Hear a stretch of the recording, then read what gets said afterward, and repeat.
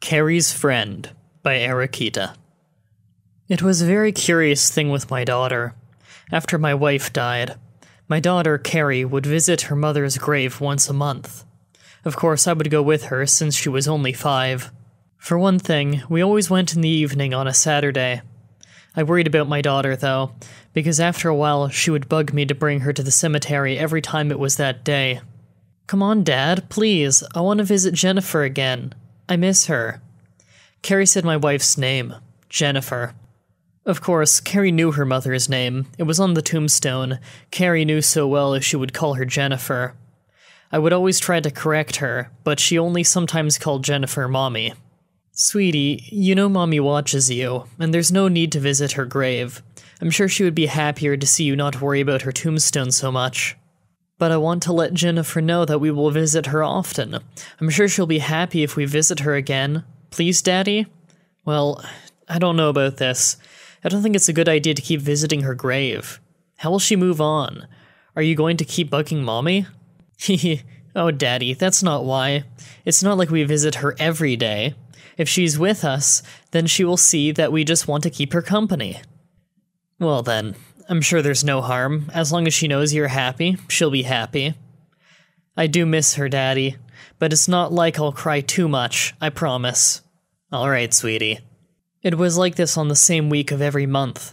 While I did still worry about my daughter, I saw no harm in bringing her to the cemetery once a month. At least she'd be happy before we get there. Always blubbering, then would calm whenever we stood in front of my wife's grave.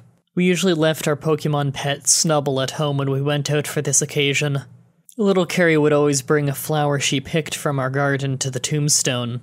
Jennifer used to care for Pokémon before she passed from a serious illness, very much like a daycare center with no breeding. She cared for local Pokémon when others left for vacations. The Pokémon ranged from all kinds, from Magnemite, Charmanders, Jolteon, and almost anything, except for large Pokémon, which we left up for the daycare centers with large fields. When we reached my wife's tombstone, my daughter did her usual somber ritual of placing the flower on the tombstone. She would do something special with the flower first, like tie the stem into a bow or place a sticker on the center bloom. It was her way of giving a gift to my wife, her mother, and she might have considered it a monthly anniversary the way we kept visiting the cemetery. Sometimes there were chime-chews around when there was a mist, and today there was a mist with chime-chews hanging around in the trees. At this time I found it a good idea to get my daughter's mind off of the grave. "Well dear, I'm sure Mommy is happy now.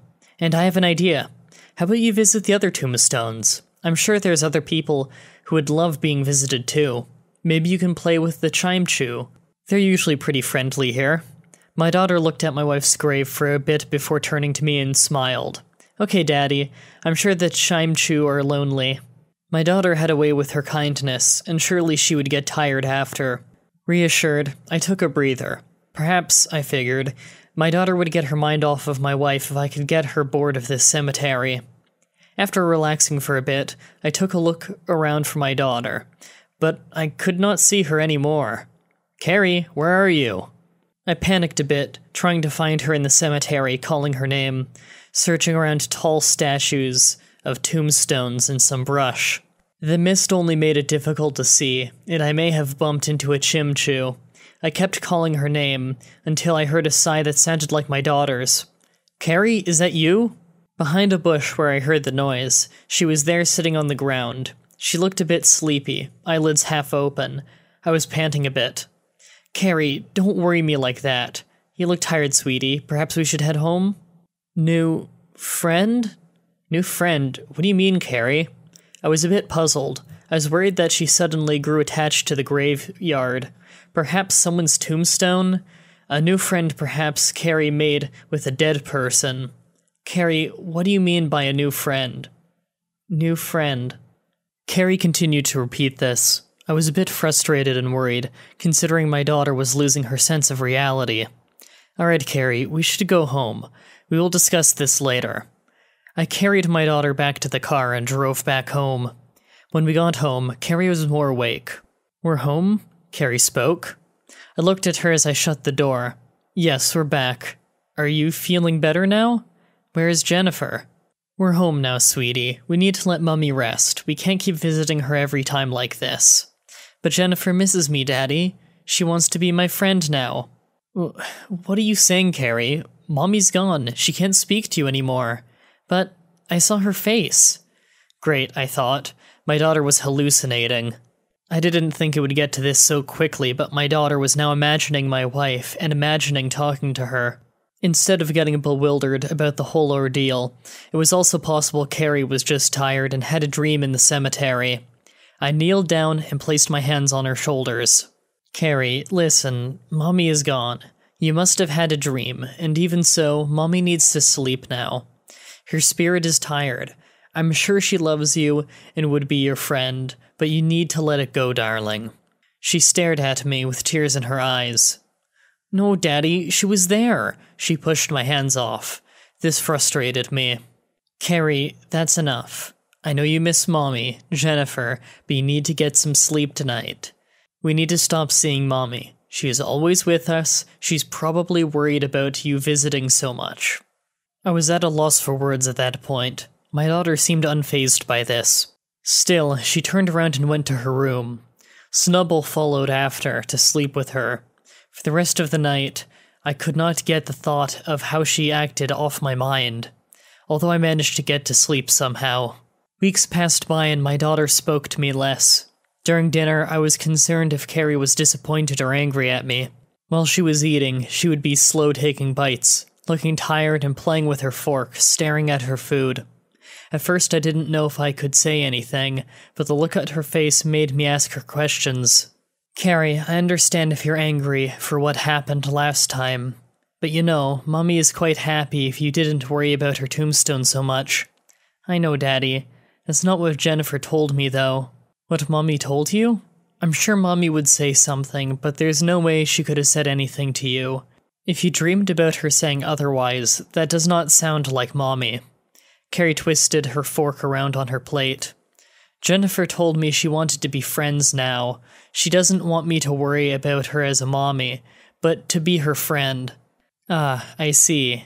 Then I think that's Mommy's way of saying she wants to be with you, but not to worry about her. That sounds like the Jennifer we know. This made me smile. Silly me. I guess Carrie finally figured out a way to move on. Carrie probably made my wife her friend now to not feel guilty about her passing. Although, I thought this would also be easier to keep Carrie from visiting the tombstone, too. Yeah, but Jennifer wants me to visit her at the cemetery again. She doesn't want to leave the cemetery. It was that week again, when we went to go visit the cemetery. Even though it was Wednesday and not Saturday, I felt like there was no need to keep going.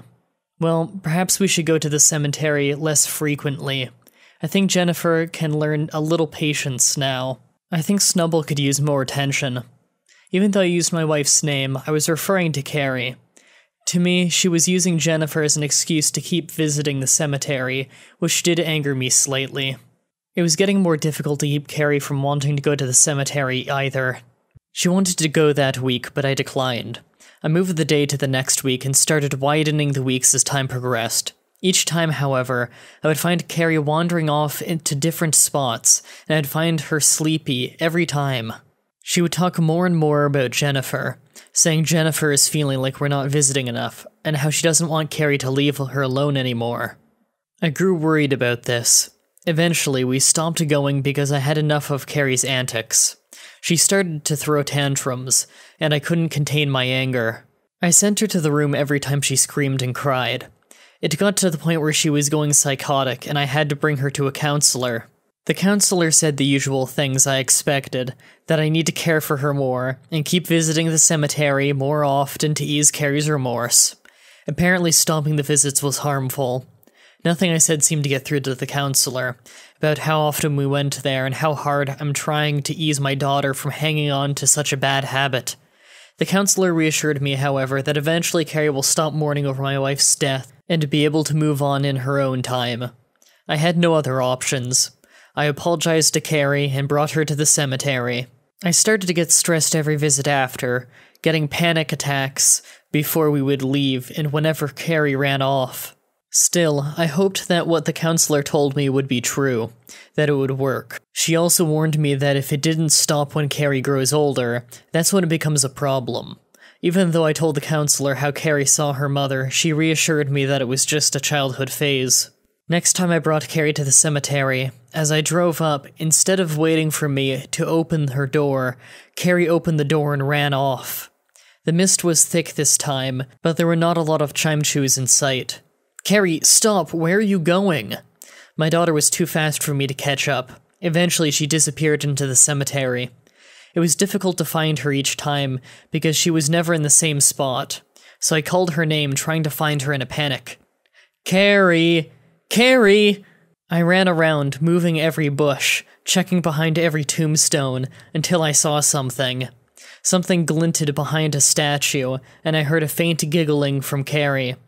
Quietly, I hurried over. There she was, behind the statue, in what seemed to be a trance, staring at a yamask. "Carrie, what is this? You should not have run off." Carrie kept staring at the yamask. "Carrie?" Nothing I said fazed her, and she stared blankly at the Pokémon. "What is it about this yamask, Carrie? What are you doing?" "Jennifer, my friend." I could not believe my ears. Could my daughter think this yamask is Jennifer? Looking to the yamask floating in front of me, I noticed something odd about it. On it, it wore a mask that looked familiar. It is said that yamask carry a mask of the face they had as a human, and this was Jennifer's face. While it lacked hair, the face was detailed just like my wife's. This face. Yamask? Jennifer? Jennifer. Carrie was still in the trance. Yamask, is Jennifer? Carrie, this is... It was her. My wife Jennifer? Still, even though Jennifer was now a yamask, it did not explain why my daughter, Carrie, was so entranced. I picked up my daughter and walked away. I had no words, but I had to take my daughter home. The yamask followed me. It was strange to see my wife like that, as a Pokémon, but I could not let a Pokémon, wife or not, hypnotize my daughter. I drove home and the Pokémon seemed to be gone. Left back at the cemetery. My daughter was still dazed, so I brought her to her room and placed her in bed. I was not sure what to do except let Carrie rest. Snubble was curled up on the couch in the living room. We're staying away from that cemetery. Jennifer needs to move on, Carrie. My daughter slept away at that point, so I gathered my thoughts and moved to the living room. I made some tea and sat down to drink it, reading one of my books, petting the Snubble on the head. It was a good way to get that Pokémon off my mind. Even though Carrie might want to visit again, I would never go back to that cemetery after that.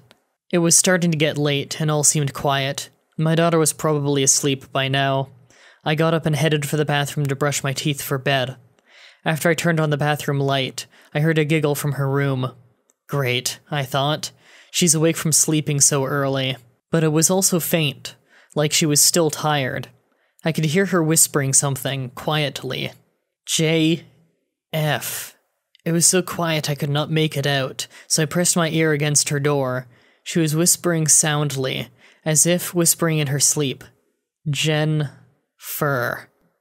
I knew immediately what she was saying, and I had to open the door. Instead of seeing Carrie soundly asleep in her bed, she was sitting in the middle of the floor, staring at that Pokémon again. It was in her room now. That same Yamask. It was dark, so I turned on the light. To my shock and horror, the Yamask was wrapped around my daughter. Its shadow was intertwined, wrapping and weaving around Carrie. It looked like Carrie was possessed. She began to speak in a new voice. It sounded like Jennifer. Honey, you see me now? My eyes widened. Jennifer? Unable to hold back, I knew it was her. Honey, darling, you miss me, right? I miss Carrie. It started to sound like Jennifer's voice was getting raspier, in a sorrowful way. I felt torn. Did my wife really miss us that much? Tears welled up in my eyes. Jennifer, I do miss you. I love you. Why are you doing that to Carrie? Darling, I miss you. Carrie smiled at me. No, it was Jennifer smiling, but it looked like Carrie was smiling with Jennifer, and her eyes showed that. almost as if Carrie was happy that Jennifer, or the Pokémon, was now a part of her. I was so torn. My daughter was now possessed by this Pokémon. While I missed her, and it tore me apart, the Yamask's appearance was unsettling. Jennifer, I miss you, but let Carrie go. Darling, I can't. Carrie misses me. My friend. New friend. Friend. Jennifer? It was clear at that point. I always thought Carrie was imagining this Pokémon as her friend, but my wife, this Pokémon, was tricking my daughter. Or was she? I couldn't make up a clear idea of what was happening. This was my wife, or is this just a Pokémon? Carrie started to speak again. Carrie is my friend. Jennifer is my friend. Carrie's eyes dulled out, and she weakly stood up, sauntering my way. I held my hands out, unsure of what to do except, on instinct, I went to hug her. I felt tired myself and just wanted to hold my daughter. This moment, I felt so sad and torn. Perhaps this was how Carrie was feeling. I went to touch her, but I couldn't touch her face. Instead, she passed by me. I don't even know if I came close to touching her. I was so sleepy and dazed by then. I turned around while Carrie headed out for her room, and saw her walking to the front door. She either moved so fast or I was moving slow. Carrie. I could not speak loud enough for her to hear me, if she could hear me. I saw her walk through the door, but Carrie didn't open the door, just passed through it. Surely this woke me up. I got up and ran down the stairs, rushed to the door, and opened it wide. Carrie was gone. Carrie? No, Carrie! Not knowing why, how, or even where she went, I ran outside in my housecoat and pajamas looking for Carrie, like a crazed fool. I called her name, looking in the front yard for her, and even ran around the sidewalk and to a few houses to try to find her. I called and called, but Carrie was gone. A parent's worst nightmare. Or perhaps this was my own nightmare. I eventually went back and grabbed the phone. I was too frantic to notice Snubble was now missing. I went to dial 911 when I heard a noise in Carrie's room. It was odd, and I felt like calling the police, but I thought Carrie was back in her room and I had just imagined it. Perhaps my fatigue was making me hallucinate. I hung up the phone and headed upstairs, reassured by another giggle and Carrie whispering. I opened her door, and there she was, sitting in the middle of the floor. No Yamask in sight. Her back was turned to me. I sighed in relief, but still confused if she was really there. Carrie, are you alright? Carrie turned to me. Her face was smiling, half asleep. Hi, Daddy. Jennifer misses us. I missed you. Jennifer is now my friend. I don't need to go to the cemetery. I smiled at this. I'm glad, Carrie. I'm glad to see you're still here. I sighed. Now let's go to sleep. I was assured what happened was all in my head. The stress must have finally made me crack. Still, Carrie had that somber look on her face, and it didn't seem like she was just tired. Carrie, are you awake? Honey. Honey? I did not misunderstand what Carrie said. She called me honey? Jennifer? Honey, I missed you. Carrie misses me. I miss her. I want her. What? The Yamask showed itself, wrapped around Carrie once again. In a flight of panic, I finally reacted. I ran to the Pokémon, wanting to pull it off Carrie. I grabbed it trying to pull it off, but my hands only slipped through it. Carrie, or the Yamask, spoke more words. Carrie will go to sleep now, Daddy. And a grin came from Carrie. Not a happy one, but something sinister. No, stop, Carrie! Despite my call for mercy, the Yamask wouldn't let go. Then it faded away, disappearing with Carrie. She was gone. Carrie was taken away by the Yamask again. Hoping it was all a dream, I slept that night, hoping I was just going crazy and it would be over. But the next morning, Carrie was still gone, nowhere to be found. That was Carrie's friend. Final thoughts? Not a Pokémon creepypasta. Although I thought this was an interesting idea for a creepypasta, it's just not a Pokémon creepypasta. If you were to replace the Yamask with a generic ghost, absolutely nothing would change. There was a snubble in the story, however it played no role whatsoever. You could have either taken it out or turned it into a dog and nothing would have changed. I want to say this story was good, but I'd have disqualified it and not read it on the show if I knew sooner that it would have so little to do with a video game, so that's all I have to say. That's it for this week's Creepypasta. Tune in again next week when we tackle yet another Creepypasta written and sent in by the fans with Gengar Conspiracy. If you want to write your own story, help Peer edit a story, or even just read the stories early, check out the description where you'll find a link to the Creepypasta section to my forum. You'll also find a link to the playlist of every Creepypasta reading I've done. If you're interested in keeping up on my blog posts, join the Facebook fan page linked below. Remember that if you want your story to be read on the show, you must stay active on your post on the forum, as well as read the forum rules. Thank you all for watching, and until next time, sweet dreams.